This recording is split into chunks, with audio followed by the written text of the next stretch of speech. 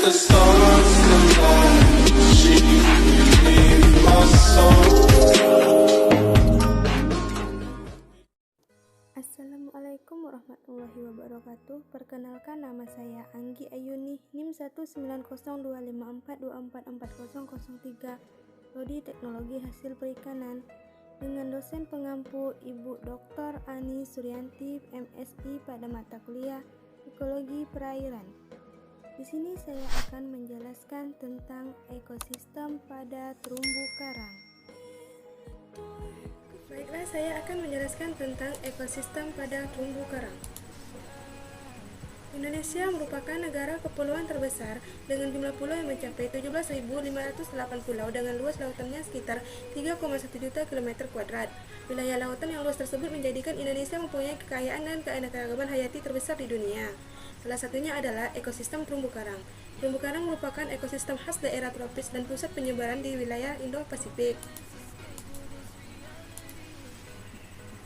Terumbu karang merupakan sebuah ekosistem yang terdapat di laut, yang penghuni utamanya adalah karang batu.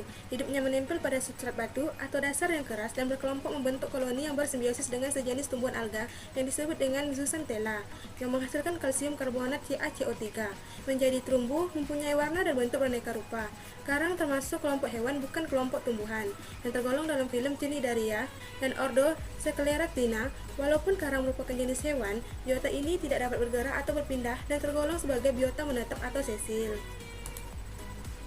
Fungsi dan manfaat dari terumbu karang: sebagai benteng alami untuk melindungi pantai dari hempasan ombak atau abrasi, sebagai tempat tinggal, berlindung, mencari makan, dan memijah ikan dan biota laut lainnya, sebagai penunjang kegiatan pendidikan dan penelitian, sebagai gudang keanekaragaman hayati, sumber penting bagi berbagai bahan bioaktif yang diperlukan di bidang medis dan farmasi, absorber karbon, dan sebagai tempat pariwisata.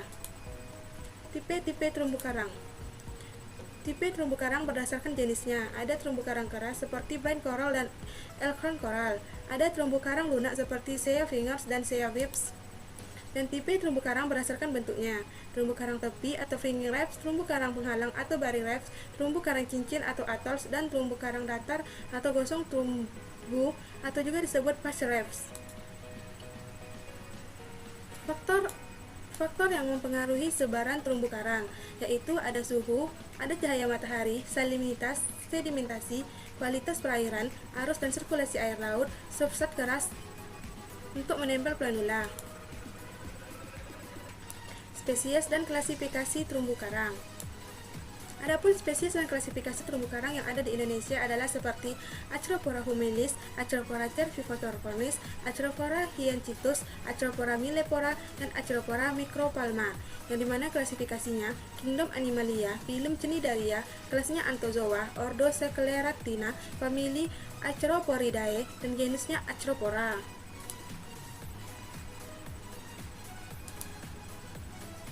Biota terumbu karang.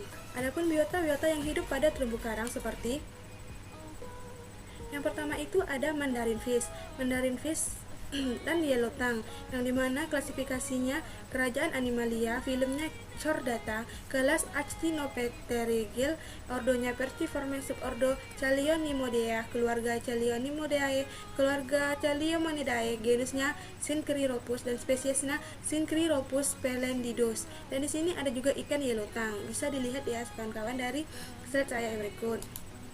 Dan kemudian ada harlequin shrimp yang sejenis udang, ada lionfish atau ikan lepu, dan ada Morris idol. Morris idol ini itu klasifikasinya Kingdom Animalia, filmnya Chordata, kelasnya Actinopterygium, ordo Verciformes, famili Zatichellidae, genus Janslus, spesiesnya Zanclus cornutus. Dan di sini ada ikan palete surgeon fish, bisa dilihat di sini kawan-kawan klasifikasinya. Dan juga ada moon jellyfish atau sejenis ubur-ubur, dan ada anemon laut. Ada juga ikan Nemo atau clownfish dan butterflyfish atau ikan kupu-kupu. Jaring-jaring makanan pada terumbu karang. Di sini saya akan menjelaskan jaring-jaring makanan pada terumbu karang. Yang pertama itu ada produsen seperti phytoplankton, zooxanthella, rumput laut, dan alga merah.